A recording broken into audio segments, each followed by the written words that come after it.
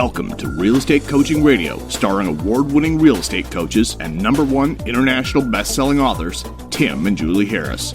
Real Estate Coaching Radio is the nation's #1 daily radio show for realtors who demand authentic, real-time coaching. Get ready for fluff-free, unfiltered, full-strength honesty about what's truly working to get you into action, helping others, and making money now in today's real estate market. Now to our hosts, Tim and Julie Harris. 3, 2, 1, and we are back. And once again, listeners, Julie is steadfastly doing her CE credit. So those of you guys who have Julie as your private coaching, as your private coach or in your premier coaching, and she's running the session that particular day, make sure you nudge her and remind her that she shouldn't procrastinate her CE. And for those of you who are procrastinating your CE, make sure you get that done. She happens to have her license in Texas, and Texas evidently has some of the largest, most hours CE that you're going to need. So she is diligently, every time I walk past the dining room where she set up this little study hall for herself, it's actually quite amusing. I'll share this with you too. You guys know that Zoe is homeschooled now. So Julie has set up her CE sort of boot camp literally right across the table from Zoe, who's in first grade, and she's attending first grade on a notebook computer. So that is quite a scene. Only in the year of COVID would you have something like that happen, where Julie is both getting her CE and she's attending the first grade again. To which she actually told me that on Zoe's math class, she was telling me all the different ways that kids are learning to do math versus the way that we were taught to do math. So it's really quite amazing, and those little fun parts of being, a family during COVID. I'm sure a lot of you guys can relate. So we were talking yesterday on Sunday, we were talking, all of us, as in we, as in me and all of you listening, about the feeling of overwhelm, the feeling of stress. And we are sort of sharing ideas about what it means to be overwhelmed. What actually does that mean? What does it actually mean when you have that feeling of not knowing which direction you're supposed to be going inside your head? And so you listen to yesterday's podcast. I don't want to review it too much, but do remember this. This is the key takeaway from all this, that you're not alone when you feel overwhelmed. And after the end of this year, frankly, if you're not feeling a little overwhelmed, if you're not feeling an abnormally higher level of stress, well, then good for you, and you're an anomaly. But for the rest of us, the rest of humanity, it's something this has been an exceptional year. And I know for some of you, most of you, you've had an exceptional year as far as real estate sales, and that's great.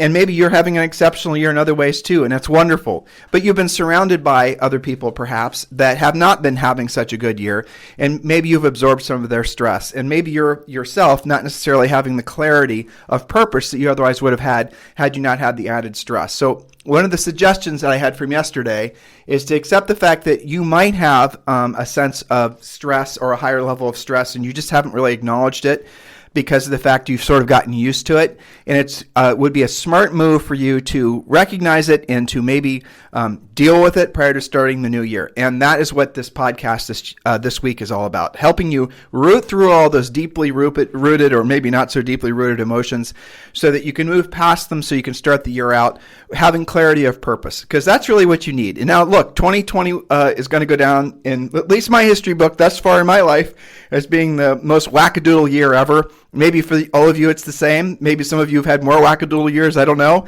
But there's a good chance that 2021 is going to be even more wackadoodle in a whole bunch of different new ways. So just get ready. And the most important thing is having clarity of purpose. And have clarity of purpose, you have to have an absolute 100% focus on the direction you're going. And it's impossible to do that if you're feeling overwhelmed or if the stress is causing you to feel overwhelmed. So I'm going to get to point 2 and probably point 3 today.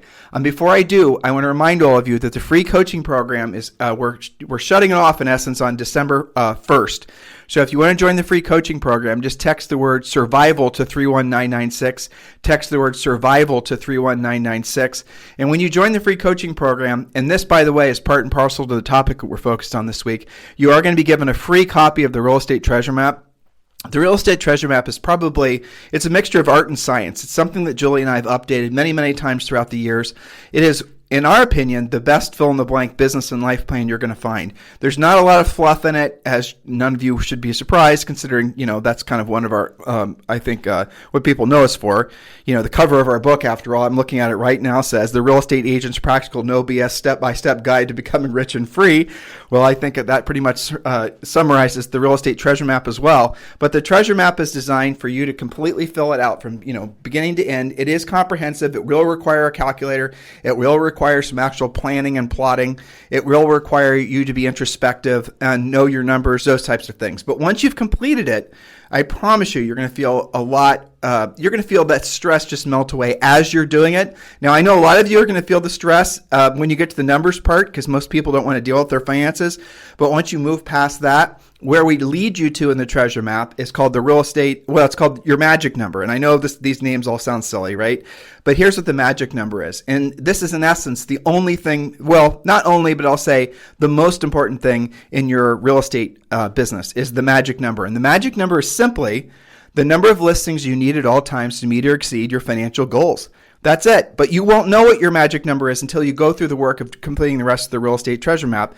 Because again, you have to know exactly what your personal overhead is. You have to know exactly how much money you need to maybe retire some debt. You need to know exactly how much money you need. There's 4 categories of where the cash goes: debt, retirement, personal overhead, business overhead, and then obviously taxes. And you might even have some added categories on top of that. But you need to go through the exercise of knowing how much you need in net income to meet or exceed your financial goals. And then once you know that, then you take that number, and then the next part of it is figuring out what your average sale price is in your market, and that's going to be for the most part about $300,000. I think I read the average sale price in the United States, which this boggles my mind. When Julie and I sold real estate, the average sale price in the United States was $201,000. The average price of a home in the United States now is over $300,000, and we haven't been not selling real estate for that long. And that's just staggering how fast homes have inflated, or if you want to call it inflation. And that trend, by the way, is going to continue. But once you figure out what your average commission is, then you divide that obviously by the average monthly overhead that you have. And that is your real estate magic number. And for the most part, most of you are going to need, let's say, maybe 5 listings at all times. Now, don't use this as your math, because I'm just giving you an overview of how this works. So if you had 5 listings at all times, and let's say the market equals some resemblance of equilibrium, number of buyers, number of sellers, it's not a crazy hot seller's market, but let's just be, conservative with our estimating here. So on average, you would sell 2.5 homes per month. So if your average commission, again, just throwing out numbers here, so again, do the math, do the work, so you actually have your real math.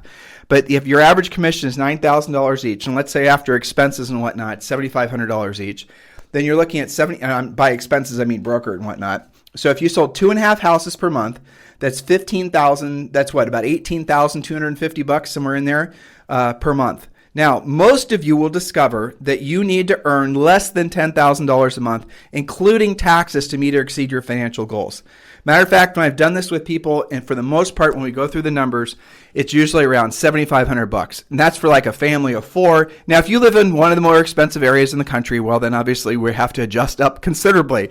I did this with somebody, and I'm not making this up. Now, this was a long time ago. This was like in 2000, well, you know what? This is probably 2004. But it was somebody who had a very expensive personal lifestyle, lived in a here it is. The personal overhead that this family had was like $120,000 a month. Now, why was that expensive? They obviously had an expensive lifestyle, but they had a lot of taxes. They were saving for college tuitions. They had 3 kids.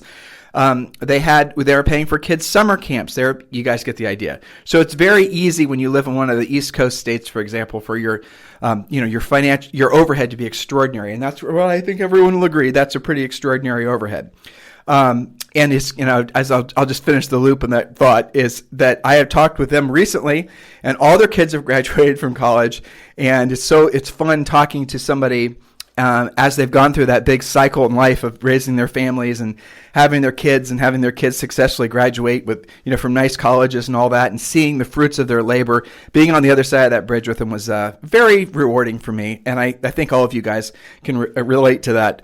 But back to my point, when you figure out what your real estate magic number is, that gives you clarity. that immediately will melt away the feeling of overwhelm. And also the other thing that does is it purges the influence of any external things that might be trying to basically manipulate the way you think and feel. For example, if you know your real estate magic number is 5 listings at all times, and at 5 listings at all times, you're able to exceed your financial obligations and your needs and your wants by at least $10,000 a month. That means you can what? Spoil your family, spoil yourself, save some money. But it all comes down to knowing what that real estate magic number is. And until you know what that magic number is based on real math, you're always going to feel out of control and overwhelmed. So if you want to, get a jump on all these on the new year, do the treasure map. And please, I get this. It honestly saddens me. I know a lot of you will start it, but when you'll get to the math section, especially where you have to start being, you have to start looking at what your debts are and your credit cards and your income and all that. That's where you guys are going to stop doing the work because it causes you too much, stress that makes you feel overwhelmed. That if you don't push through that when you're doing the treasure map, you're never going to get to the payoff, which is knowing what your real estate magic number is. Because once you know what your real estate magic number is, on the other side of that is, again, an incredible sense of actual freedom. Because then you're like, look at that. I need, maybe it's 10 listings at all times to meet or exceed my expectations. 10 listings, and let's say you've never taken a listing or you don't have any listings or listings just sort of come to you, here and there randomly. Well, then the next natural step is how do I get to and keep 10 listings at all times or 5 listings at all times? Or if you're one of our clients in, LA or whatever, whose average sale price is like, $1.5 million, maybe you need 3 listings at all times. But the point is know your number and have all your best efforts every single day work towards the accomplishment of getting to and maintaining that magic number of listings. So start with doing the treasure map. We could not have made it any easier for you people. Okay? So just text the word survival to 31996. Text the word survival to 31996. And when you do, you're also going to be entitled to attend the daily semi-private coaching call. By the way, if you were in the free coaching program before and your membership it lapsed after 6 months, you can use the code 2021 and it'll let you re-up. So just text 2021 to 31996 and you can rejoin that program. Because I really, really want you guys to finish your treasure maps because I promise you that's going to make you feel incredible. It really will. Imagine this. You walk into your office in the morning, you see all the emails from all the schmoes trying to sell you their shiny objects and silver bullets. You see all your allies and friends on Facebook talking about the latest gimmick to generate leads. And you're like, you know what? I don't need any of that crap because I have a plan. And the plan is I'm going to get to and maintain 5 listings at all times. And I'll even take it a little further for you guys. And beyond that, it's going to come down to actually drill down making contacts, proactive lead generation. So if you want to sell, for example, I'll give you a little secret. If your goal next year is to sell 15 houses, and I don't know why it works this way, it's just deeply rooted psychology. But if your goal is to sell 15 houses or 20 houses or 50 houses, you have to adjust accordingly depending on what your expectations are based on your real estate magic number, based on you actually completing the treasure map. When you do that, make that number of contacts every day. So if you want to sell, 10 houses next year, and let's say your average commission is $10,000 and you want to make $120,000, right? You following me here? Then that means you're going to have to make on average of 10 contacts a day. The number of homes that you want to sell next year should equal the number of contacts you make every single day. A contact, and this is the important part because this is where modern agents get totally screwed up in their heads about this. A contact is a direct conversation with a decision-making adult. Now, I know you can use, if you have good contacts, if you have permission to, you can text people. But a text has to lead to a phone call because you're not going to actually sell anybody anything off a text, right? You're not. So you're going to, if it's initiated through a text or followed up through a text, that's fine, but it has to lead to a phone call. What is not a contact is virtually what you guys are, all the rest of you are doing. It's not a drip campaign. It's not a voicemail. It's not a message through Facebook. It's not liking them on Facebook. It's not sending them a video of you doing a TikTok dance or whatever the hell it is, okay? It's none of those things. It's picking up the phone, essentially with the objective of setting a pre-qualified listing appointment primarily. That is your job. Your job as a real estate practitioner, your number one job is to generate leads. Your number one skill set that you have to develop is learning how to develop proactive leads and not buying leads. Generating leads and buying leads are not the same things. Yes, you result in a lead, but the bought leads, generally speaking, are absolute complete garbage. You want proof? Here. I know I'm on my sandbox. I'll get off in a second, get to point number 2, I promise. Here, I was listening to a, I'm not even going to say who I was listening to or where I was listening to it because I don't want to offend anybody. But I was listening to something, and this person was this internet marketing agent, guru, whiz-bang, blah, blah, blah, blah, blah.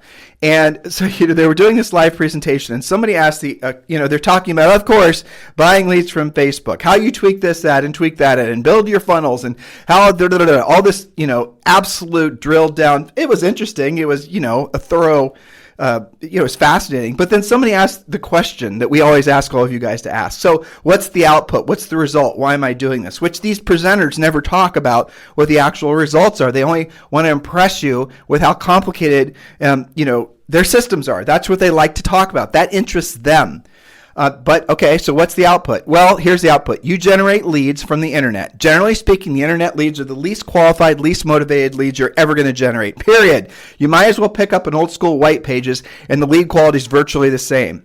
Or you might want to just pick up, a list of homeowners in your neighborhood. The lead quality is virtually the same. Really crappy leads. And then what they do is they tell you to drip on these really crappy leads that you paid to generate. So you're going to pay to generate. They're going to brag, oh, we generated 50 leads for, $100. Only $2 a lead. Holy crap, this is the best thing since sliced bread.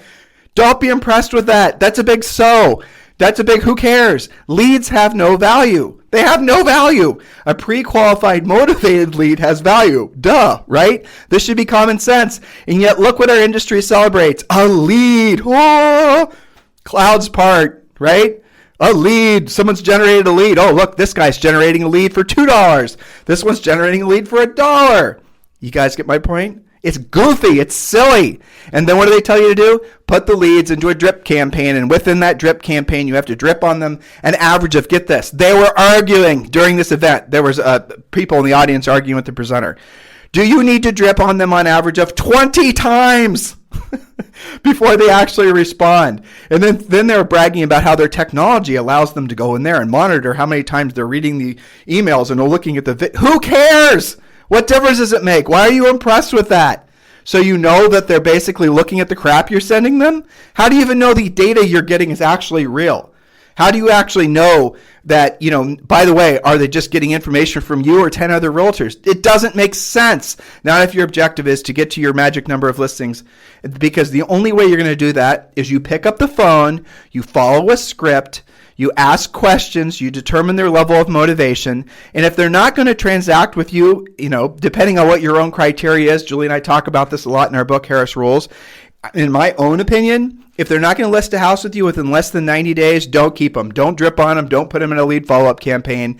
Just basically move on. And I'll tell you the psychology behind that, because being a coach, doing what I've done for as long as I've done it, what I've discovered are the people with the largest databases and the most, people they're being dripped on are the least profitable, because what happens is the payoff to them is generating the lead and putting them in the drip campaign, because they have a false sense of security that lead in that drip campaign is going to somehow raise their hand and say, yes, sell me a house, or, come list my house. That's what they think. That's how they were taught. So they think that's the way you're supposed to do it. That's not the way you're supposed to do it. The way you're supposed to do it is you're supposed to basically call people back, use a well thought out, thorough, elegant script, determine their motivation through asking questions and listening to what they're saying, actually having skills to, listen to what they're saying. There's some nuanced approaches to that. Sometimes they're more they'll tell you more so about their situation. Other times they won't, but it all comes down to really good scripting. And so when you go through that process, at the end of that process is a actual pre-qualified lead, or you have determined that this person is not serious. And the not serious leads, the solution is not to put them in a drip campaign. It's to hit the bye-bye button. God bless them. Move on to the next one. That's what you're supposed to be doing. Your goal is not to have a crap ton of leads. Your goal is to have as few leads as you possibly can at the same time you have a real estate magic number. Because then what you're doing when you use our scripts, for example, is you're pre-qualifying those leads. You're getting down to their motivation level, and you're then like our top producing agents. one of the first questions that we always ask them, and these are people earning, millions of dollars in some cases. How many leads do you have? And if I hear them rattling or shuffling through a, binder, or I hear them, pulling it up on a spreadsheet, I'm like, okay, you have way too many leads. The most leads you need at any one time are going to be, and this is a top producer, maybe 15 leads or fewer. Because if you're chasing more than that, that means you're not closing on the appointment when you generated the lead. That means when you got them on the phone originally, you did not ask them the questions with the intent of qualifying them for motivation and actually setting the appointment to take the listing or, help them purchase a house. So you didn't do the initial stage correctly because you thought, well, I'll just put them in my system as a lead. Here is the ultimate fallacy in that. Again, I've already touched on one. It gives you a false sense of security. But the other thing is, you think that lead is just yours. You think that person hasn't been entered in 14,000 other lead follow-up systems with 10 other realtors. You know they have. So your best bet at being successful in 2021 is to be proactive with your lead generation and be ruthless with anybody that tells you that you can do any of this stuff passively.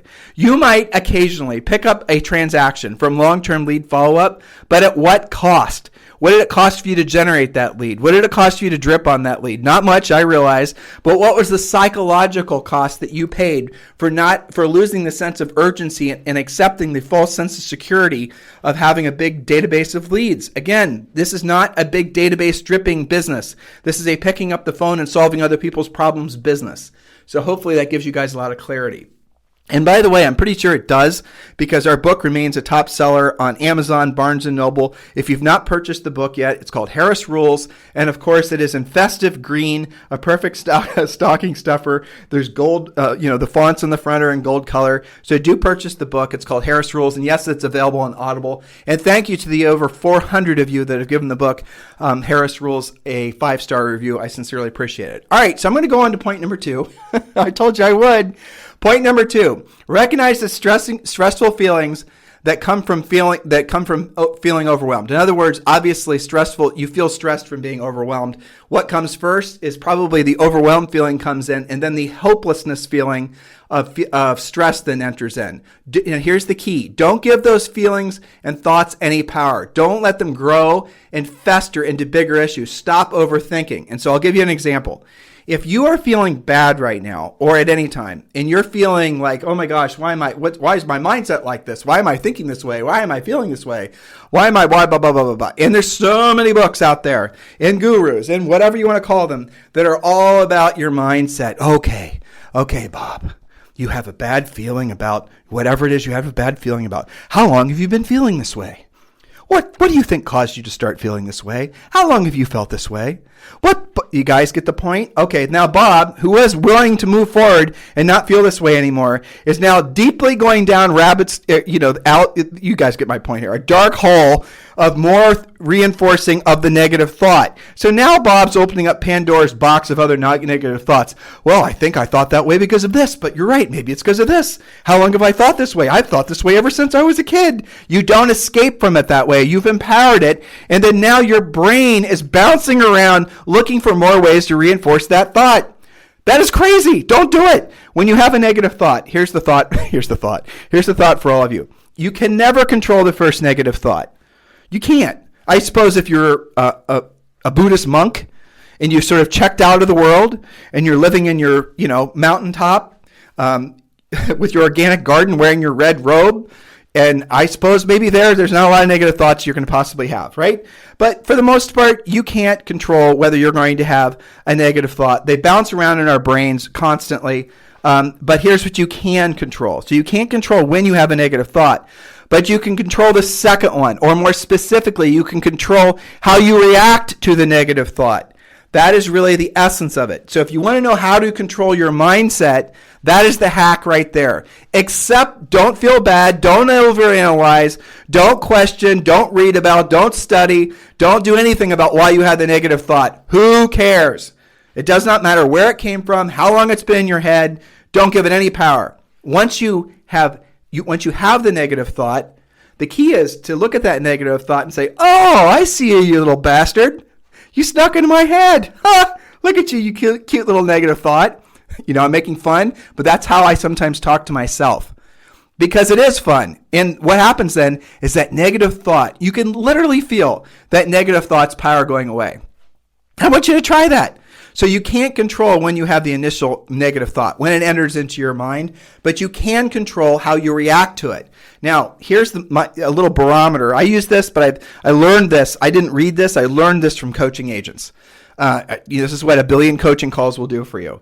So having helped many people through this, because obviously when you're in a sales business, that if you're doing it right, you're going to be putting yourself in a position to hear no on a regular basis, right? So you have to work past the initial impact of the negative thoughts that comes from having any resemblance of rejection. And so and also enters in is ego too. Sometimes like when you get in a little, communicative battles with other people, those are all sort of triggered from the same sort of place in your body. And so what I have helped other people do, and I'm going to share with you guys as well, and this works for me too, is monitor constantly your physiological state with regards to like where the actual stress or essentially where the where the negative thought kind of manifests. It's in your head for sure, but it actually manifests for me like right center core. That's where I can actually feel it. I haven't researched this, but I bet you there's glands down there. I don't know what, right? So that's where I start to feel it. So when when I have that little tiny bit of uncertainty or unsettledness in my center, mass of my body, then I know that that's my body trying to react, and because it's feeling fight or flight. And that's really ultimately where all this goes back down to. Your root programming, your core brain, your lizard brain, it's called a bunch of different things. But really where all this stuff comes into is our universal original operating system. Your core root iOS is where all this starts. Because here's why. And this is where I'm going to round the bend. Because when I discovered this, it changed everything that I realized about the whole mindset stuff. Your brain is designed to look for negative stuff. My brain too, by the way, right? We're all human. Because that's how we survived. If we weren't on the constant lookout, by we, I mean, not you like 2 weeks ago, but, the generations ago, back when we were running around on this earth with other, hominids and how we did, all this research, and they're discovering that there are many, many versions of Homo sapiens on the planet at the same time, and they were trying to kill us, we were trying to kill them, and then of course you had all the animals and the plants and the changing climate you are constantly surrounded by threat vectors everywhere you looked. It was a never-ending shit show of what's going to kill you today, right? You think 2020 was crazy? Well, I imagine back then they had 2020 as like an every single day thing where they had like 10 things every single day that if they basically made the wrong decision was going to get them, okay? So our brains are not designed to look for good news. Our brains are designed to look for bad news because bad news is what's kept us alive. Bad news is looking for bad news is programmed into our root level operating system. And without having looked, here, think of it this way. You're walking along a path, you're wearing, this is you and your, your family, right? And this is, it's back in prehistoric times, and I don't know what you're wearing, but let's just say you're very hairy with a lot of, animal skins, and maybe you've got a bat, or you get the picture, right? We're talking very Fred Flintstone here. So you're walking along the path with your family, and then, maybe you're coming up to a clearing of trees. Then out of the trees comes another little family that were walking the other way. Are you going to stop and talk to them about, like, what's the good news, brother? How's it going? Tell me, let's share our best stories from today. No. You're going to want to ask that person coming out of the thicket of trees that you're about to walk into, what the hell's lurking in there that might kill us, right? That's what you're going to do. The currency was exchanging and still is in bad news because that's basically what has kept us alive. Now, does that apply today? No. And that's where the rubber meets the road with mindset stuff, because the mindset coaches and gurus know that all of you are pre-programmed to look for bad news. That's how we all are. Yeah, I think I've made that point sufficiently at this point. And they know that you will never be able to root it out. So they know you're always going to be a customer for whatever it is they're trying to sell, because you'll never be able to root out that original iOS. So what you've got to accept is that you can't get rid of that original operating system. It's part of who you are, and it serves a purpose, but you have to choose what that purpose is going to be. You have to decide what that purpose is going to be. So this goes back to the point I was just making. You cannot control the first negative thought, but you can control how you react to the second negative thought. And this does take work. And the clue, for me and for coaching clients in general, and I'm sure for you, is monitor your physical state. Be present with how you're feeling in your body at your core. And if you start feeling anxious or stressed, chances are your root level software is reacting to something, an environmental thing, or something you just heard. When you feel that feeling, that gives you a clue that you need to monitor what you're thinking. Because I bet you when you have that emotional physiological reaction, that physiological then emotional reaction, I should have said, what you'll discover is you're swimming in a sea of negative emotions coming from negative thoughts. You need to put a stop to that. And I gave you what I say. When I have a negative thought, I can't protect myself from negative thoughts. They always are there. But I can control how I react to them. So the first one I'm going to have, the second one I'm not going to have, assuming I'm being omnipresent with my physiological and mental state, right? My emotional state, then I can stop it. And sometimes if that SOB slips past me and I then allow my mind starts manifesting a second negative thought, that's when I jump in and I start to try to make fun of it. Because when you actually become the observer of your emotional state, when you become the third, I'm your coach, and if I were sitting here watching you do work and I was trying to give you guys constant tweaks to what to say, how to say it, right? There's so many monitoring. Okay, that's what I'm saying you should start being with yourself emotionally, because your feelings are essentially what come after the physiological reaction. You can't control the physiological reaction. You can't control your feelings. You can control what comes after that. And when you realize that you can control what comes after that, that is liberating. So I want you to realize that ultimately you are in control whether you feel overwhelmed and stressed or not. It's whether you choose to be observant of it or whether you choose to let it run rampant in your head. Because if you choose to let it run rampant in your head, you will lose, because your body and your mind are designed to look for more threat vectors. It's designed to look for more things to worry about. It's designed to look, and then what happens is you start watching the news all the frickin' time. Then you start looking for things on the internet. Then you start talking to other people that are also stuck in the same negative vortex. You stop surrounding guys, get it? You're there, you're caught, you're stuck. You've lost a year, you've lost a decade. That's what happens, because you are in this fear mode and you can't break free of it. And you're saying, oh my gosh, Tim, I want to feel this way. I want to feel that way. I just told you how. You can make dream boards until the cows come home. There's a purpose for those. You can work on your mindset. You can work on all of this. But the very 3 simple steps that I just gave you, that is the actual cut through the BS decoding of how to get in control of your mental and your emotional mindset. That will do it for all of you. Hopefully this helps you. I know it does. Well, I hope it does anyway, because it is my sincerest hope that all of you guys embrace this amazing time that we're all on this planet in this amazing industry. And I'm not just saying that to be Pollyannic here. I think personally what we're entering, it's not just me, obviously, it's a lot of other people think this too. We're entering into the golden era of real estate. That's really what's happening. We're going to have a perfect environment for an incredible 2021, probably for the next, I can't really see much beyond 2021. I can kind of pick up breadcrumbs of what it might be like beyond that. But I do promise you guys, if you have your mindset in the right place and you're following a plan and you're keeping, and we're going to talk about this more in obviously future shows, and you're keeping your focus on what matters most and start with the real estate magic number, you will be able to accomplish more and be happier and healthier than you've ever been before. It's all about realizing the first step really ultimately is that you truly can control ultimately what you get out of your life. But it does honestly start with having a real drilled down plan and then being an observer of your emotional state. And then you choose whether or not you're going to react to that emotional state. Because frankly, in most cases, if I personally don't monitor and then decide how I'm going to react to my emotional state, I would be a shit show. And many of you would be too. And some of you are, because this is new information to you. And I want you to give yourself an opportunity to realize there's probably nothing wrong with you. I say probably because, some of you there might be. That's a joke, but true. But for the most part, every single one of you with this very simple way of approaching this very normal issue that all of us have, which is the stress and the overwhelm, especially after this crazy year we've all experienced. It's normal. Start with that and then move on to the information I just shared with you. So listen, guys, if you want to talk to Julie and I about joining our EXP family, I've made it very easy for you.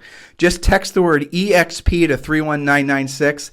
Text the word EXP to 31996. And when you do, we're going to text you back a real quick video that you can watch. It's 9 minutes. And I'll answer all your questions. And then we can pick up from there and we can get started if that's the direction you want to go. In the meantime, guys, thank you for continuing to make this #1 listened to daily podcast in the United States. I'm so thrilled, almost embarrassed when I see the fact that we're picking up listeners in over 50 different countries. That's just incredible. So thank you for allowing us the honor and the pleasure of being your coach. You guys have a fantastic day. This program has been a presentation by Tim and Julie Harris, Real Estate Coaching. For more information on our real estate coaching and training programs, visit our website at timandjulieharris.com. Remember to tune in weekdays at noon for upcoming shows. And until next time, thank you for listening to Real Estate Coaching Radio with Tim and Julie Harris. This podcast is a part of the C-Suite Radio Network. For more top business podcasts, visit c-suiteradio.com.